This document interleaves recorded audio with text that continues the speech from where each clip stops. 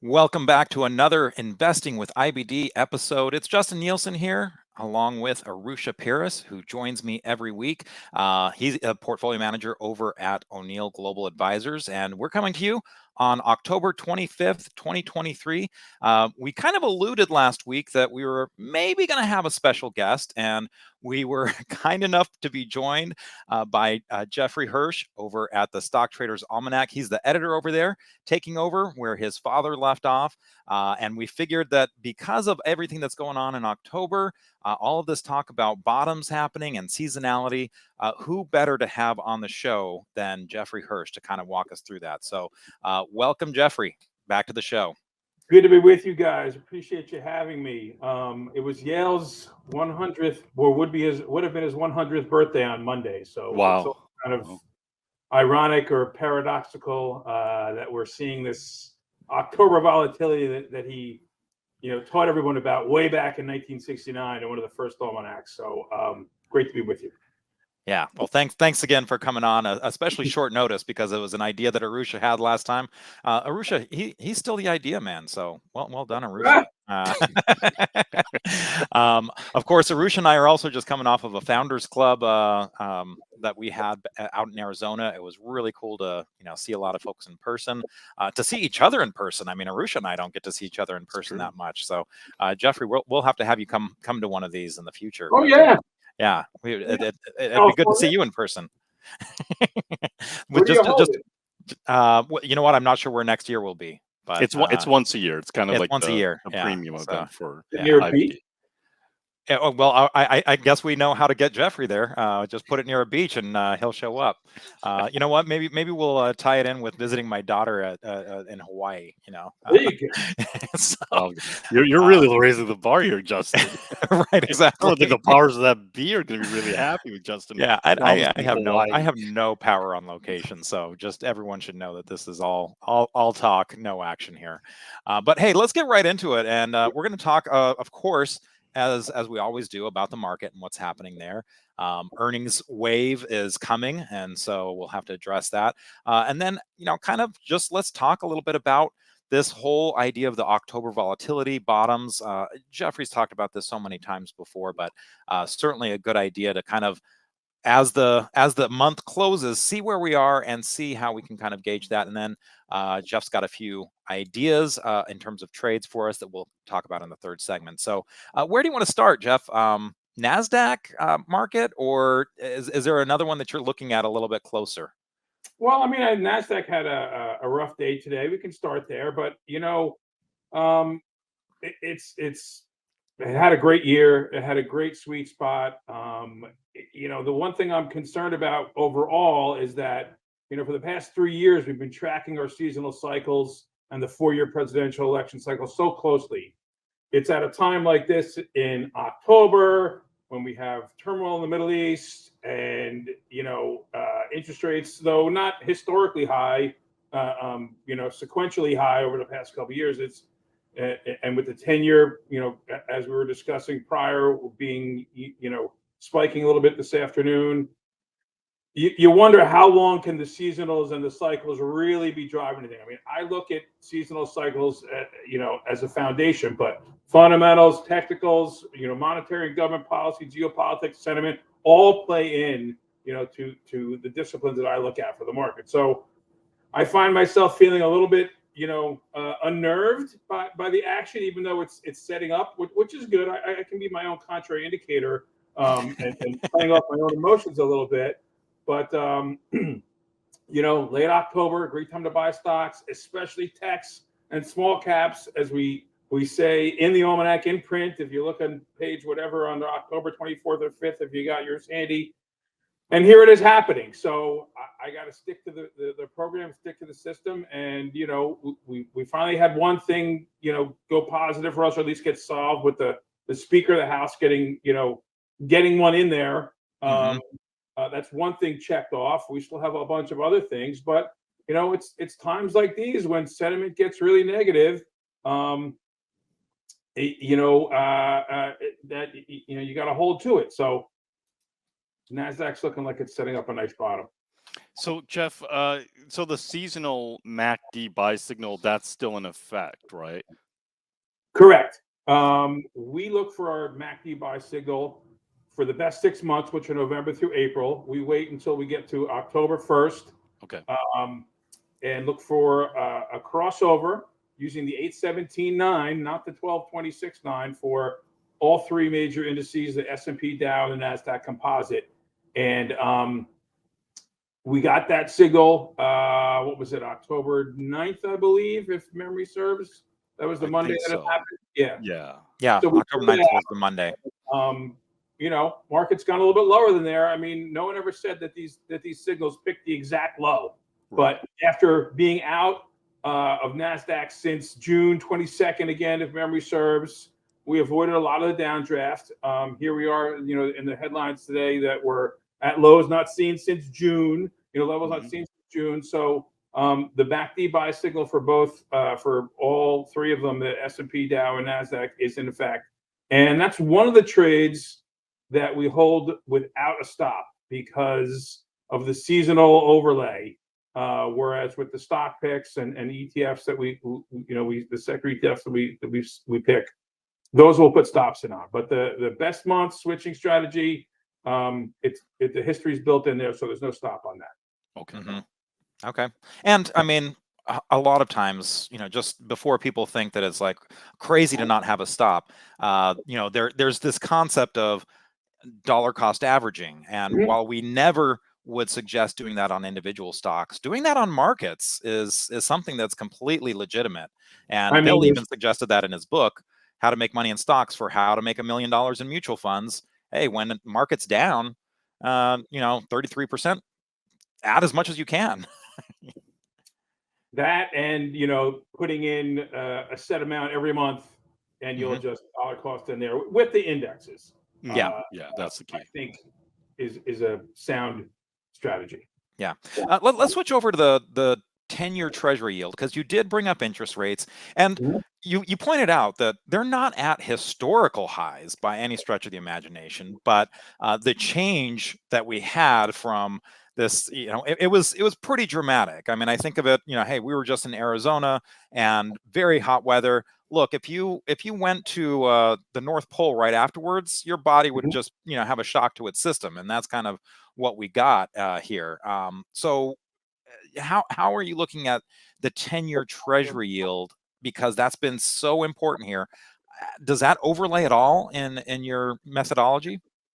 Of course it does, but it's not, you know, necessarily a seasonal thing. This is one of those other factors. This is monetary policy. I mean, it is the thing that's been our biggest concern. We wrote about it back in March, and we broke through that 4.3 level, which was sort of that March level that was sustaining, and here we are through 5. And every time we see the 10-year, you know, get the yield get boosted, stocks, you know, move lower, and it's part of the equation. The things that drive the 10-year can be inflation. It can be some turmoil, you know, flight to safety stuff.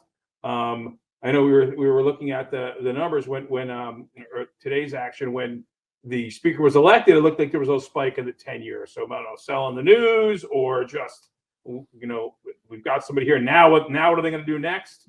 You know, the uncertainty that we were certain about became new uncertainty. You know, we've got some unknown guy coming in. We need people know who he is, but unknown as a speaker coming in. What's going to happen? So maybe that's something there. Yeah, my favorite was, I think, Susan Collins saying, yeah, you know, it's great, you know, that we've got this Johnson guy. I'm going to look him up on Google.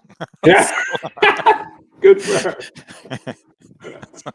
Like the rest of us. Yeah, right, exactly. I mean, for me personally, as a citizen, at least the GOP got together and voted on something and got it through, considering what's been happening recently. So that's important. Yeah, it's pretty low bar though, Jeff, isn't it? Hey, you know, it's politics. What are you gonna do? Exactly. So the low bar is established on anything political. Let's talk a little bit about earnings. I mean, this week is really important.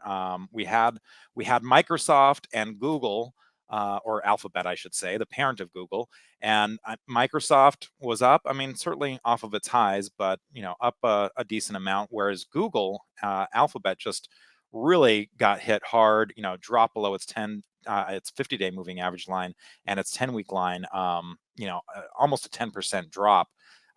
We've got now Meta is, as we're speaking, Meta is out, and that's looking like it's up a little bit after the conference call. There's a lot of big names here that are coming out this week. Amazon later. How do you handle earnings, or is it something that you just kind of don't really pay too much attention to? You're really looking kind of at the overall big picture. We pay attention to the overall big picture for earnings of the stocks and stock market, the S&P. This is the time of the year where we like to pick our own basket of stocks. We've talked about my pre-can slim type methodology, but we found last year we waited until after the Q3 earnings came in, and we had a really robust basket. Super Microcomputer was one of the ones that came through at about 81.93. So it's an opportune time. It looks like there's been, from my observations, some beats, some misses, both on big time stocks. I think Microsoft was keeping the Dow up today from what I saw with that, and Google's bringing the Nasdaq down, and Facebook got a little black eye with the lawsuit. Was that yesterday, I believe. So it's all part of the narrative. Here we are in October, and as Arusha knows, there's the October 31st deadline in addition to earnings season, where funds have to reconcile their accounting every year. And it's all part of this volatility that gets created in October. The earnings season, the 40 Act fund, IRS code deadline, the juncture between the end of the third quarter and the fourth quarter and the year end, and the portfolio restructuring of institutions and money managers moving things around and getting geared up for year end. So the whole earnings picture fits into that. The stocks did very well for a while. There's a lot of big beats. So things aren't going to keep constantly growing forever. That's why we go look for new stocks that are beating quarter after quarter and accelerating growth and revenue and earnings. And but the rising tide or lowering tide that gets created by these big earnings announcements for these big stocks does have an impact, and we're seeing that. It's part of the picture. Jeff, what about like sector rotation? Are you seeing any new different sectors that money could be rotating into now versus where they've been for the last 4 to 5 months? Well, there is that sort of other currency out there that we were going to talk about later. which is coming up. You definitely want to stay tuned. We've seen a movement into that, and after not being, and we're talking about crypto and Bitcoin, after not being as much of a flight to safety as everyone had thought it was going to be, lately it seems to have been, even though it's tracking the seasonal stock patterns as well too. So oil, was something that was moving against the seasonals based upon the strong demand and lowered supply. That sort of has stalled out there. I'm not seeing. We had the whole semiconductor and AI rally, and then we had a great short there, over mid-August to September, which we covered. But they seem to be tracking the seasonal sector patterns for us, and most of those bullish seasonal sector periods begin in October. So we've switched into going into most of the sectors, and there's like too many to list. But okay, what about like with staples, right? Staples. Utilities kind of made sense where they were getting hit, but a lot of times staples has been one of your more traditional type of sectors, or defensive, when you're trying to hide some money. But this time around, it really got crushed over the last few months. And lately we've been seeing discretionary and staples not diverging all that much. There seems to be some sort of amalgamation there, and we've been recommending them together with the seasonal patterns for consumer stuff. And I think you just had a chart up there, that it's tracking the market. It's coming into its bullish season. I don't see the defensive personality of staples as much as it used to be. What about gold? This is something we were talking about this weekend. A little unusual to see gold rising so dramatically, especially with the dollar going up as Yeah. dramatically as it has been as well. Some were posing, that it looked a little bit like maybe a short squeeze, kind of thing that was going on. Anything about gold or, other commodities for that matter? I mean, gold might be a little flight to safety there with what's going on with some of the geopolitical stuff. I'm trying to look at that chart you have there. What is that blue box above Oh, gold there? this is the pattern recognition. What's the pattern there? It's Is a it double breaking out bottom. to double So yeah, bottom? double bottom. So Double that kind of bottom, gives yeah. you a buy zone, like a 5% buy Right. zone. No, I mean, I love Market Smith, and I'm just wondering what you're seeing there. Yep. I mean, gold's had a run. It's a seasonal trade. This happens to be the fourth quarter, which is traditionally the gold season. It was an old page in the Almanac for a million years. I don't see gold as more of a hedge for long term. Have a little bit in your safe deposit box or your portfolio, or trade it seasonally. But commodities, had run for a while. I think it's kind of soft right now, except for the energy. I mean, oil mostly. Gas was having some trouble because of all the supply out there. But it's something that we're putting together for the Commodity Traders Almanac for 2024 that should be out towards the end of the year. And right now, I mean, commodity wise, there's not a whole lot that I'm excited about. It's more of an equities period for me, with the best 6 months and the best 8 months, and this potential October low we're looking at here. Mm-hmm. Very good. Well, when we come back, we're going to get into a little bit more of the seasonality, a lot of reminders for folks that have seen Jeffrey before on our show, but reminders well worth remembering. So stay tuned. We'll be right back.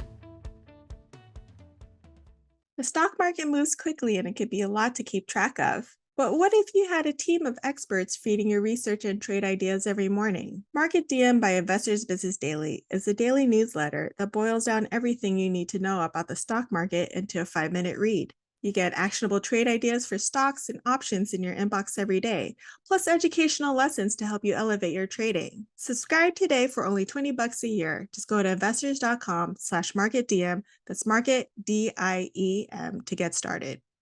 We're back. It's the Investing with IBD podcast. It's Justin Nielsen here, your host, along with Arusha Paris, who joins me every week. He's an O'Neill Global Advisors portfolio manager.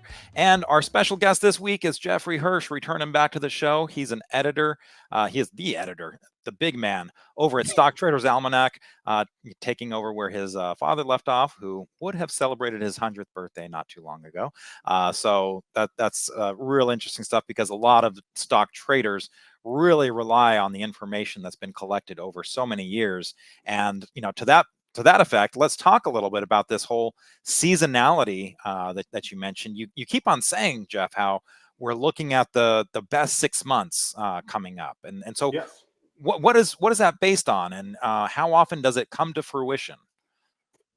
Well, the best 6 months are based upon a discovery that Yale made back in 1986, was first published in the 87 Almanac, that most of the market's gains are made between November and April. And from May to October, the market tends to go sideways. Everyone likes to get hung up on sell in May and go away. I like to say, you got to buy in October to get your portfolio sober. Just a little pun, a little rhyme there, but and what we've seen over the years, I don't think I provided you with these charts, but we can always refer to them. Since 1950, the Dow has gained about 7.5% in the best months versus 0.8 in the worst months. Wow. Okay. Add in our MACD buy and sell indicators. Sell side, we do use the 12.26.9 in April or June, depending on if it's NASDAQ. And that number, the best months goes up to 8.9, and the little gain of 0.8 goes down to 0.5%. And if you use compounding, it's powerful. So, and that's been working, like nothing else I've ever seen since, back to World War II. There was a book years ago, you might remember it, called Evidence-Based Technical Analysis by David Aronson. I think it was our best investment book. I believe it was 2008. And in that book, he tested 6,200, if memory serves, black box systems, put them through the scientific method, disproving the null hypothesis that their results, these systems results, were not the result of chance and had predictive power. All of them failed. When we put his book out as the best investment book, we asked him to put the best 6 months through its paces. Simple. Just, October 31st, April 30th, October 31st, no MACD. Unlike all the other 6,000 plus, he found that the best 6 month switching strategy had predictive power, and the results were not the result of chance. So this is what the best 6 months are.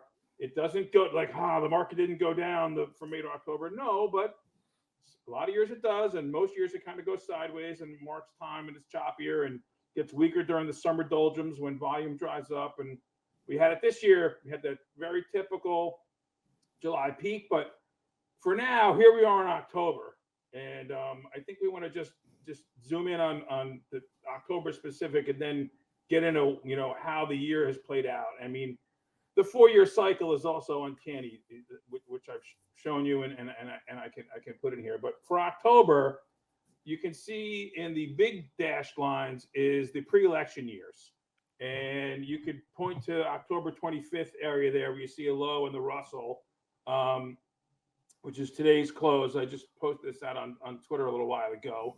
But the little dots are the current 23, and interestingly, the pre-election years are the strongest of the 4-year cycle, as I know you guys both know.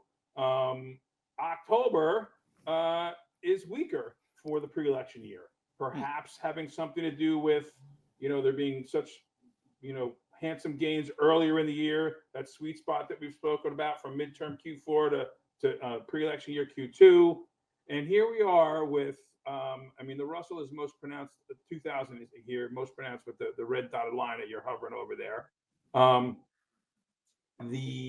That we're seeing a potential low around October 25th lines up pretty well with all the history. So I know it's a rough day, or a unnerving day, a volatile day, but a lot of times we find lows during these most concerning trading days.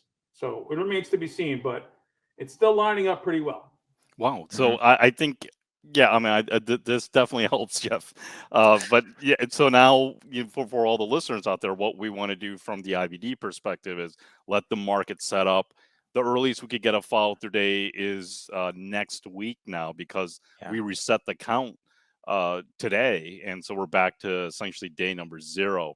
But if you get that follow-through day, if you start seeing some stocks breaking out, hopefully this some of this data will help you get a little bit more conviction to at least take a shot on something on the follow-through day, if something's actually breaking out. That information into my inbox?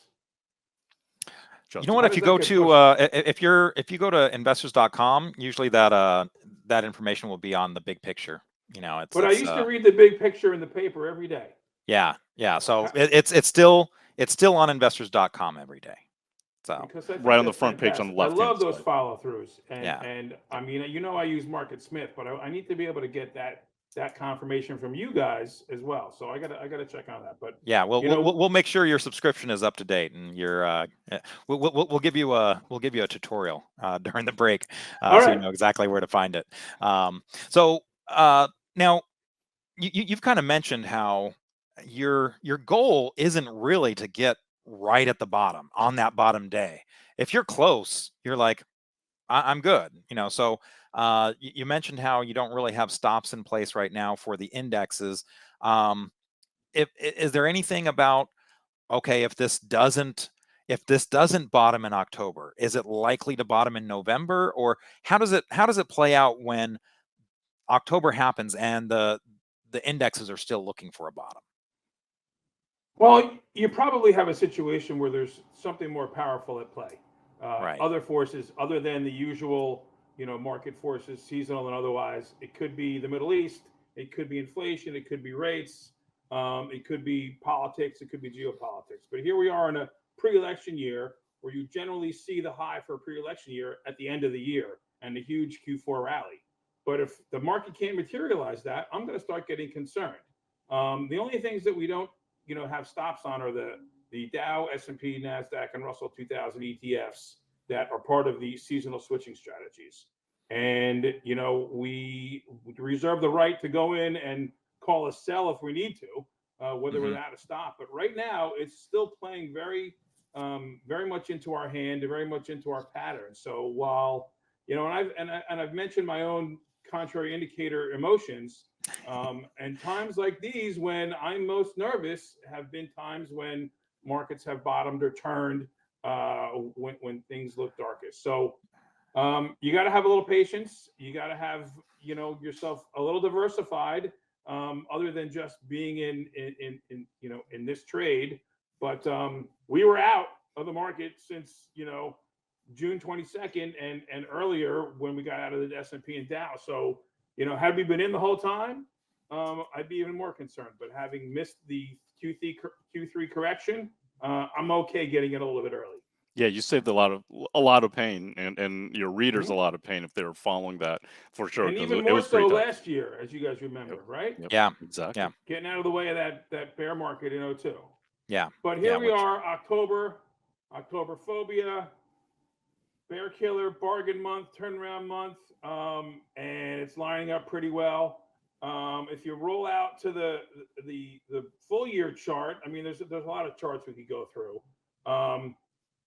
So this is the S&P for 23 in the purple line, looking at all pre-election years in the black line, first term in the blue line, and pre-election years after a midterm bear market, which we all now agree we had last year. For a while, people didn't agree on that. And then the red line is my aggregate cycle, which includes the all years. I mean, not just pre-election years, all pre-election years, and the third year of the decade, the decennial pattern. So all years, 4-year cycle, decennial pattern. And you can see that in general, there's a late October low. I know they're crossing over a bit. The all pre-election years is most pronounced in that late October low. But there's weakness on all of them. And you can see the seasonal pattern I mentioned in the red line, where you have sort of sideways May to October and up from November through April.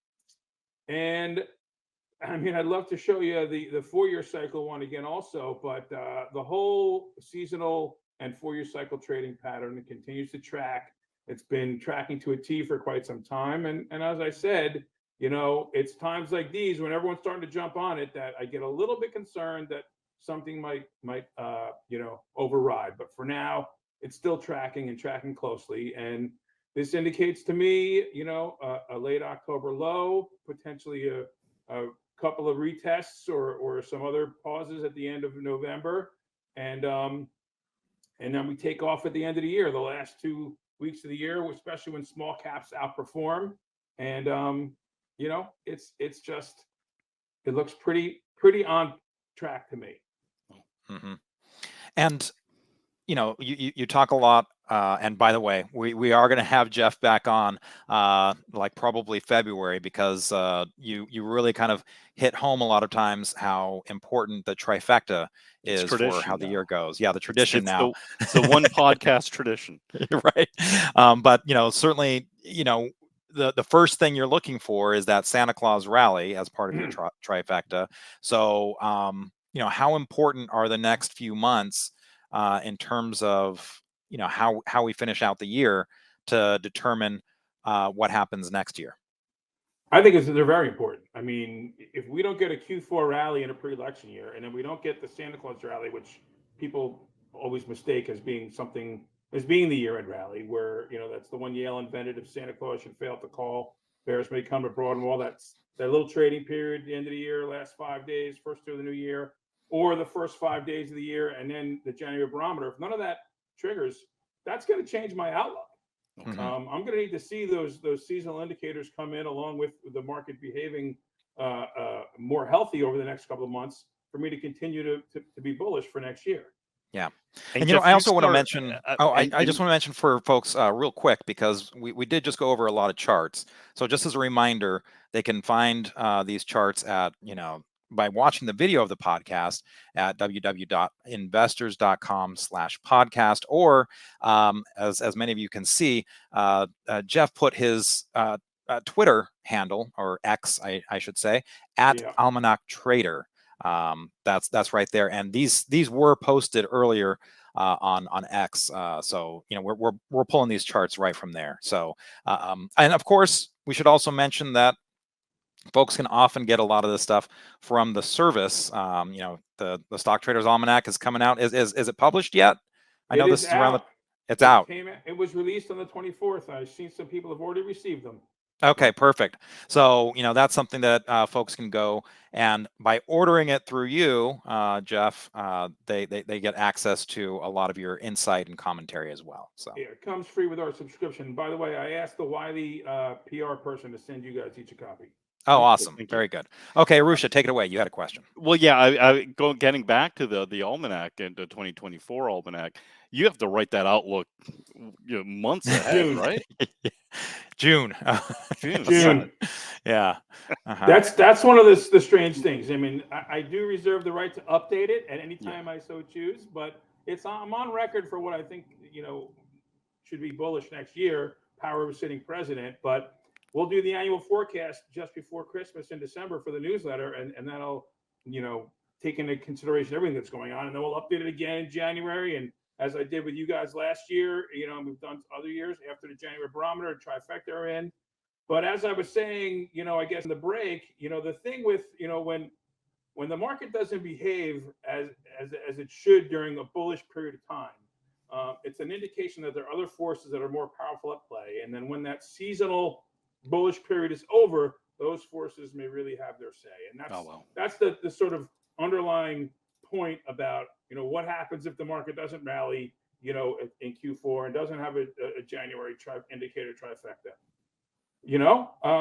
I might go bearish. Let's see what's going on in the world. Let's see what's going on with the economy, with GDP and rates, as well as technicals and that sort of thing. But and I think that's important, that you always reserve the right to change your mind based on new data. I mean, that's what we have to do, right? Yeah. So talk a little bit about this NASDAQ pre-election year. Kind of a similar thing as what you see with the S&P 500? Very similar, more pronounced. I think the key thing here is, this mid-July peak. It just really sticks out. I mean, there's a little trade here at the end. I'm sort of pointing at it, at the end of June, into the last 3 days of June, first 9 days of July. We call the Christmas in July, NASDAQ's mid-year rally. Okay. Came right on cue this year, and the market peaked as everyone was getting, finally getting on the bullish bandwagon that we jumped on back in last October. And then we had a very typical August correction. There's also this hot July's tendency, which is something that Yale came up with, that we discovered when I was working with them. When you have a hot July market up more 3% or more, you tend to see a low later in the late summer or fall. And we're seeing that right here. We had that sell-off, and then, we were concerned about some banking surprise, something going on there. But we got plenty of other worries with rates and inflation and what's going on overseas to knock the market down during the seasonally weak, vulnerable period. But NASDAQ here tracking the pre-election year trend in blue. Also very similar to the aggregate cycle. And, this one has got all years on it, which looks kind of flat on this scale. But you can see the Q3 after mid-July, just sort of flat period. I mean, it's really, you see that October low, between Q3 and Q4, and then a rally to year-end highs. So buy in October, get yourself sober. It's a sobering day in the market, a sobering sell-off we've had over the past couple of weeks. So, there's some concerns out there in the world, but I think we're setting up for that late October low. Well, great. When we come back, we're going to talk about some of the trades that are catching Jeff's attention right now. So stay tuned. We'll be right back. The stock market moves quickly and it can be a lot to keep track of. But what if you had a team of experts feeding your research and trade ideas every morning? Market DM by Investors Business Daily is a daily newsletter that boils down everything you need to know about the stock market into a 5-minute read. You get actionable trade ideas for stocks and options in your inbox every day, plus educational lessons to help you elevate your trading. Subscribe today for only $20 a year. Just go to investors.com/marketdm. That's market DIEM to get started. Welcome back to Investing with IBD. It's Justin Nielsen here, your host, along with Arusha Paris, who joins me every week. He is a portfolio manager over at O'Neill Global Advisors. And our special guest this week, Jeffrey Hirsch from Stock Traders Almanac. I should have mentioned that his website, stocktradersalmanac.com, as he mentioned, that's a place where you can go to get this year's or this coming year's almanac that's already out and published. You go to that website and you get a subscription, and you get that almanac free with that subscription. So let's come into this a little bit with some of the trade ideas that you've got on your radar right now, and some of the past ones. But let's start with GBTC. GBTC, of course, tracks Bitcoin. You alluded to this in the first segment, that there's kind of this where money's shifting to, and you mentioned that Bitcoin's an area. Well, I mean, it's shifting there, and I'm noticing it more so because of this study that I did over the summer with Adrian, I'm going to say his Polish name correctly, Zdunczyk. I think I got it right. He's the That sounded right to me. Yeah, it sounded pretty good. The Yiddish blood helps with the pronunciation. But, there you go. Adrian's a doll. He's a great guy. He's a technician. He's a CMT. Was an engineer, and he's got a big following with crypto. And he approached me at the CMT symposium last April. Big fan of the Almanac, loves the seasonal patterns, and wanted to work on a study and put Bitcoin and crypto through our seasonal, study paces. And we did that. Several great meetings and a real collaboration. Put out that paper, which I sent a copy to you guys. We put it out there for the world as an educational piece. And I had been asked about seasonality Bitcoin for a long time. There was never enough data. And even now, I'm still a little curious as to, or skeptical of the data set, because it starts in 2010, July 2010, but it was so volatile and crazy back then. Was there any pattern there? And then you had the 2017 futures listing, and then, El Salvador, right? Adopted it as a currency. And lately, we're seeing a lot of action with BlackRock and the ETF stuff.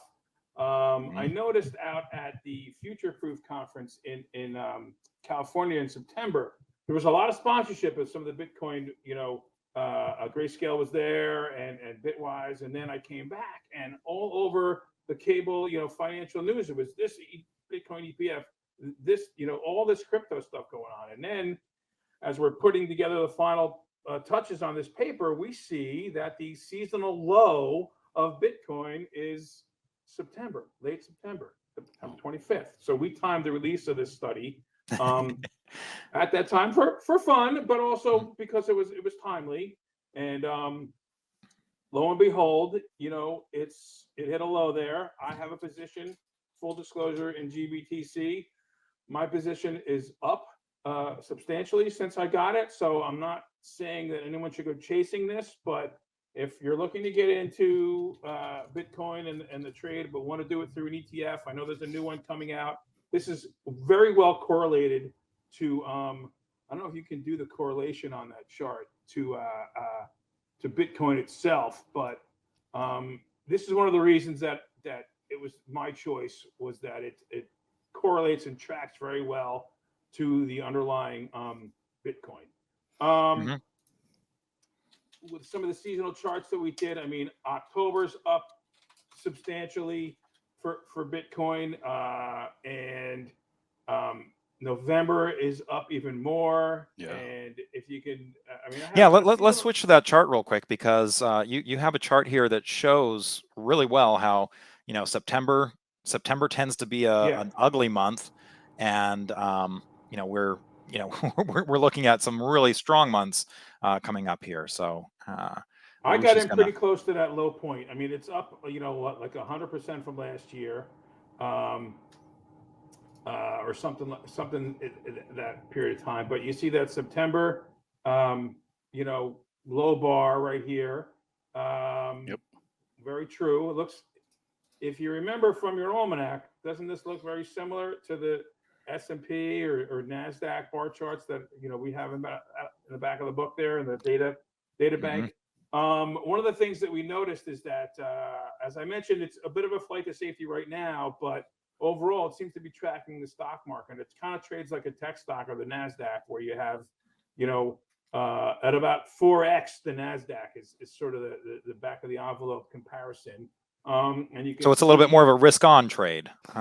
It's a risk-on trade and seems to track the seasonal, movements of money by people every year. I mean, people go away for the summer, even the crypto traders, and then they come back and it's down. They sell off some stuff in September and it bottoms, just the end of the Q3, like Arusha knows. And then a part of it may have to do with the institutional acceptance over the last 5, 6, 7 years of and usage of crypto and Bitcoin that has it tracking the general stock and cash flow behavioral patterns of the market, which is driven by the institutions and their quarterly behaviors and annual behaviors. I think I had the nice chart that I made. The Burbness. Yeah, there's mine. Very similar to my other charts. It's kind of my look with these things. And you can see I've got two axes here. The left side, you can see it goes from -200 to 2,000%.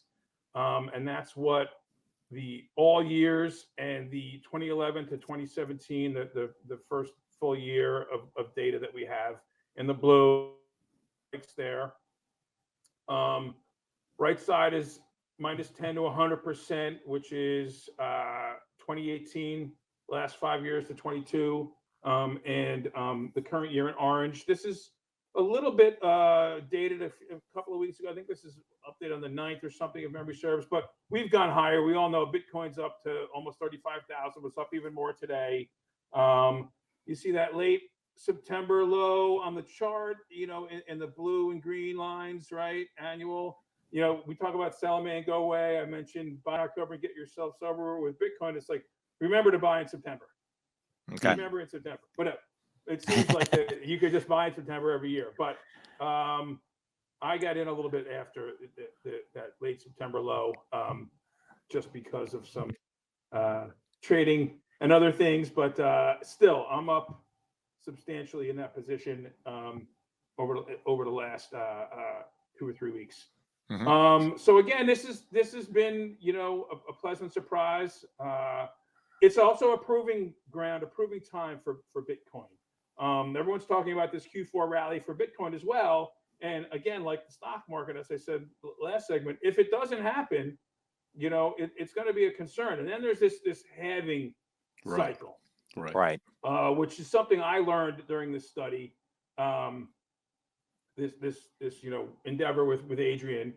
It's a 4-year cycle, but it's not a real exact 4-year cycle. Presidential cycle, same day, election every 4 years. Second, first Tuesday after the second Monday, or first Tuesday after the first Monday in November. And whereas the halving cycle is about 4 years.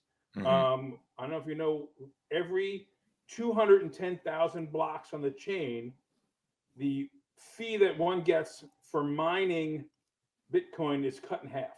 It's built into the code. It's built into the whatever how the blockchain works.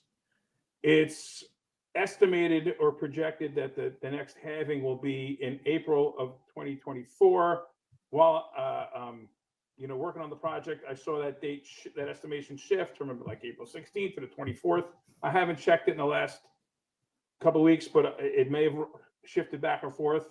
But what you can see on this chart that my friend Adrian did was that the previous three halvings, you see those lines there, there was sort of a fade into the halving, kind of a cup and handle there. Yeah, kind of. I know it's hard for me to avoid that, but that's funny. But you see, there's sort of a softness going into the halving, and then it never, or has never so far, returned back to those pre-halving levels. That's interesting. potentially going into that now. There's some other interesting data points on this chart, but the point being that, you know, if this halving pattern doesn't hold up, if the Q4 halving, if the you know the Q4 rally doesn't happen, it's a bit of concern. But I'm in. I've taken a position here, and it's been paying off right now. Yeah. Well, hey, thanks for sharing that information, because I know that Bitcoin is something that's still mysterious for a lot of folks, but the GBTC, of course, is one way to play that. And if Let's go anybody ahead. wants the paper, anybody wants the study, just reach out to me. Oh, awesome. Or, yeah. Yeah. So let's go ahead and switch gears a little bit and talk about, you mentioned it a little bit already, but you do have a lot of data on kind of sector plays. So maybe we could talk about XLP. You know, we mentioned staples at the beginning, and staples certainly haven't been the place to hide cash as it usually is, but it's something that's been kind of creeping up lately, and the relative strength is improving on it. So even though this is below its 200-day moving average line, below its 50-day moving average line, what is it about the sector cycle that looks a little interesting to you? Well, I mean, in the Almanac, page 94 is the sector seasonality selected percentage plays. And it's also something that we put out to our subscribers in the newsletter. And the seasonal pattern for staples is long in the beginning of October through the beginning of June. Let's see, the up about 8.8% over the last 15, 8.3 the last 10, and 5% the last 5 years. So it's part of that, cycle of consumerism that tends to revolve around Q4 and Q1 of the calendar year, with holiday buying and purchases and annual, activity, and just the general best months where money's flowing into the economy and the market. And we're in it about 61 and 41 or something. So right down there at the beginning of October, after being out of it for quite some time. So I know there's been some concern about its defensive nature, which I mentioned before, that I don't think it's as defensive as it used to be, and seems to be running in concert with consumer discretionary a bit as well. But it's set up for a really nice seasonal buy for us. And this is our annual buying spree, where we basically get in not only just the Dow, S&P, NASDAQ, Russell for the best month switching strategy, but there's a whole basket of sectors that come into their seasonally bullish period. And that's when we put out those ETF recommendations, XLP being one of them. Well, it's interesting, because XLP even last September had a pretty decent sell-off there. It was like a 15% sell-off at that time. So, but there it was in the beginning of October, yeah, and it had a nice little rally. It is kind of funny. Through the end of the year, didn't do much for the beginning of the year when tech really took off. Look where it tops out. You just put your mouse where mine is, even though I'm not in control of the screen. Yeah. So that's kind of the best months. And, we do carry stops on those positions. And we do also have target prices, which are about 10 percentage points above the actual, average seasonal, gain for that pattern. So if we do get a blowout and something really takes off, we'll take the profit on that. Now, you've got information on how well tech does and how well this does. Staples is usually kind of considered a little bit more boring, right, and slower. So do you ever look at it and say, okay, we're gonna pass on this because historically these sectors are just stronger during this time? Or do you say, look, we don't know which sector is going to be the best, we're gonna kind of spread it out a little? There will be times when we pass on sector seasonal trades. The oil short was one of them that we recently passed on from September through October, and we're happy about that. When it comes to these baskets, unless there's something macro or something technical or something that we perceive to be getting in the way of this particular sector's seasonal trade, or it's been diverting, like if staples was up a lot when it was supposed to be down, coming into the season, we might pass on it. But for the most part, we found it's best to buy the basket, even, dollar weights or whatever works for you in your trading account, and stick with it that way. Same thing with the stock baskets. Very good. Well, let's go ahead and end on a kind of a anticipatory note, I guess, because you also have a stock basket of individual stocks that you often will cover, and that's not out yet. When does that typically come out? Right around now. Last year we put out 2 baskets. One was just after our MACD buy signal in October, and one was in early November after earnings season was over. And this is where we came upon Super Microcomputer, which is one of the few stocks left in our stock portfolio right now, which is a lot of cash. We came into it around November 10th at around 81.93, if memory serves, and it got caught up or part of the AI chip craze, and ended up becoming the biggest holding in the Russell 2000. Yeah, by far. Only, and all the other stocks got stopped out. We tend to move stops up. We sell half on a double with all of these stock portfolios, these stock picks in the portfolio. Excelis is still in the portfolio also. I can tell you our stop on SMCI is several points, is quite a bit below the current price of 250. So, but we've got a handsome gain on there. So, the key there was buying the whole basket and letting yourself get stopped out of the ones that were not working and sticking to the ones that were, and SMCI was one of them.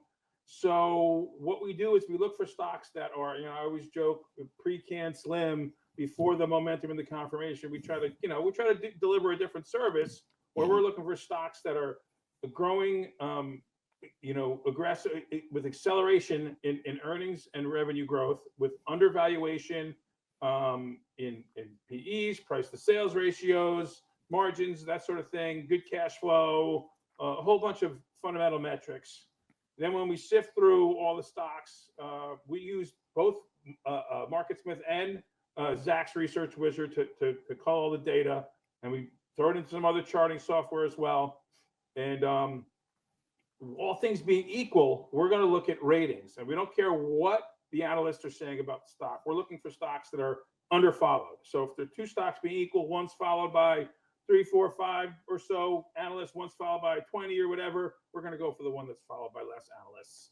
And, again, kicking off growth numbers and acceleration of growth numbers relative to the market. And also, we want some mellow relative strength. We want it tracking the market, not falling behind it, not way ahead of it, so that it's just sort of sleeping, taking care of business, with their numbers and under Wall Street's radar.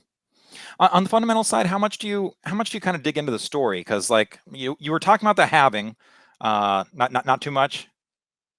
We dig into the story after. On the fundamental side, we're digging into earnings growth sequentially, year over year, revenue growth. We want to see what the company's doing. Like years ago, we ended up picking up on Scott's Miracle-Gro.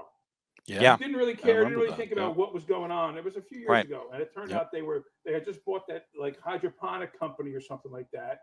And once we went and started doing the updates, oh wow, this is where all that revenue, all that growth is coming from. They're in the cannabis industry when cannabis was hot, and they were making money with that purchase, that division that they bought. So we'll get into the story later once we see why it's doing well, but we just want to see the numbers. There's an old quote like get your information from the president of the company, lose half your money. Get your information from the chairman of the board, lose all your money.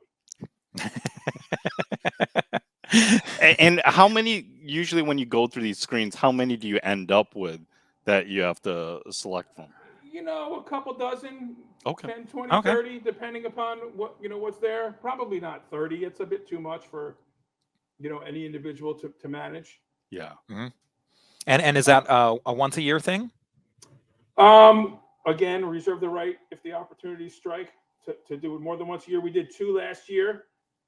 We did get some weakness in NASDAQ towards the latter part of the Q4. So, it's usually, it's not we don't do stock of the month. So it's really like seasonal annual basket right around the beginning of the best 6 months.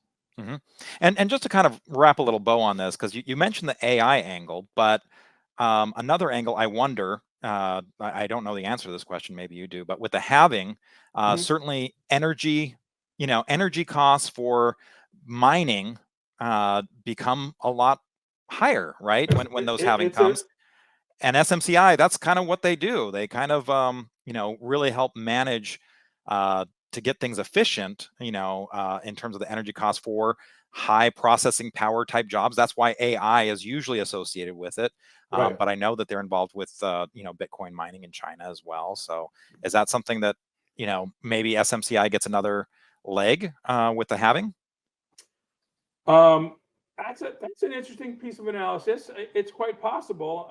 For me, I think the important part is that it might become very expensive for people to mine Bitcoin, and it might have an impact on Bitcoin. If they can make it cheaper, if they can make it more efficient, it's going to be a boon for SMCI. Yeah. Well, hey, Jeff, it's always a pleasure having you on. I really appreciate that you came on kind of last minute for us. It just was kind of something we were musing to ourselves, and I'm glad that your schedule is open. We really appreciated having you. As a reminder, you can find Jeff on Twitter, or what was formerly known as Twitter, now X, at Almanac Trader. Go to his website, stocktradersalmanac.com. And of course, as part of going on there and maybe signing up for a service, you will get for free that Stock Traders Almanac, which a lot of folks use quite a bit. So thanks again for sharing your data. Great to be on with you guys again. Thanks for having me. Okay, appreciate it. That's going to wrap it up for us this week. Next week, we're going to have another friend of the show on, Joe Fahmy. He's going to be on talking to us about how he's seeing the market, and he's been talking about this 2003 precedent. We'll see if he's still thinking that's in play. So hope you join us for that. Thanks for watching us this time. We'll see you.